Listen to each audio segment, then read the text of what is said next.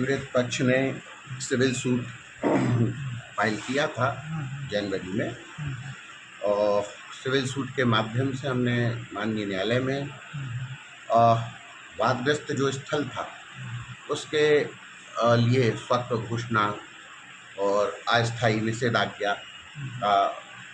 वाद लगाया था, जिसमें इंटरम एप्लीकेशन हमारी स्टे को लेके थी 3912 को लेके, और हमने माननीय न्यायालय के समक्ष वो विषम परिस्थितियां बताई कि किस टाइप से हमारे क्लाइंट के घर पर मॉर्निंग के टाइम में एक बहुत बड़ी भीड़ में एक राय होकर सुनियोजित तरीके से हमला किया, और उनके स्वामित्व का, आधिपत्य का जो घर था मकान नंबर 188, उसको 189 के साथ तोड़ने की कोशिश की, और हमारे क्लाइंट ने उसकी रिपोर्ट भी थाने में करी, तो सब जगह कोशिश करी, लेकिन कहीं सुनवाई नहीं हुई। 2-4 दिन बाद जब आपके चैनल ने पहले दिन से इनका संग दिया और तमाम पत्रकारों ने अपने अपने स्तर से जब बात को उठाया कि इस टाइप से सागर में ऐसा कृत्य हुआ, तब एसपी साहब ने 2-4 दिन बाद फ़ोन के द्वारा तत्कालीन टीआई को निर्देशित किया और एफआईआर लिखी गई, नॉर्मल सेक्शंस में लिखी गई, लेकिन खतरा इन पर मंडराता रहा। तब फिर ये माननीय न्यायालय में आए, इन्होंने बताया कि ये जो संपत्ति है ये हमारी है, हम 100 साल से काबिज है, ये मंदिर की नहीं है। मंदिर की क्या प्रॉपर्टी है क्या नहीं है वो लोग जाने, ये हमारा, हम काबिज हैं, ये नहीं है। लेकिन किसी ने नहीं सुनी, तो वो सारे विजुअल्स चले, खबरें चली,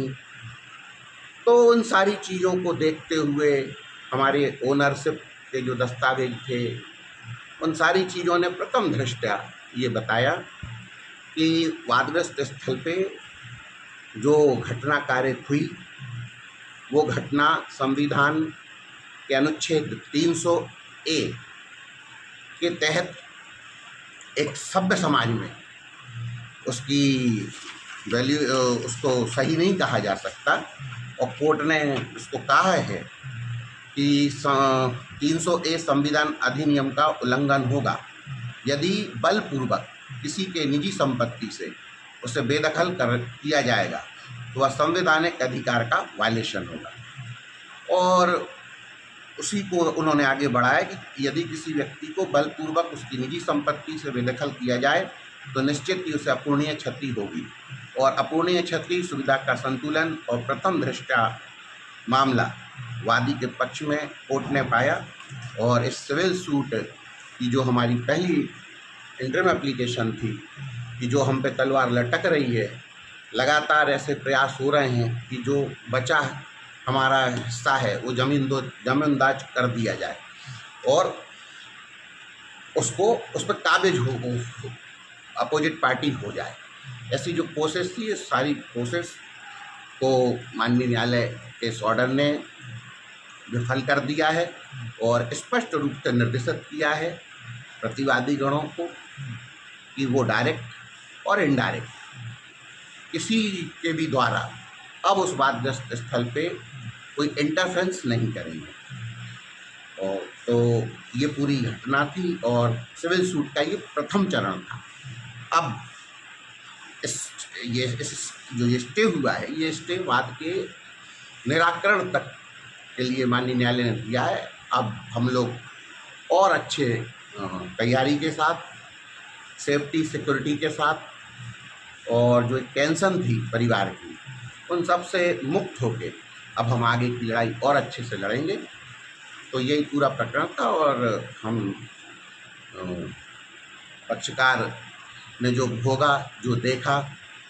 पूरी फैमिली जो 3 महीनों से तनाव में थी, उनका इस दुखद घड़ी में सागर एक्सप्रेस न्यूज़ ने,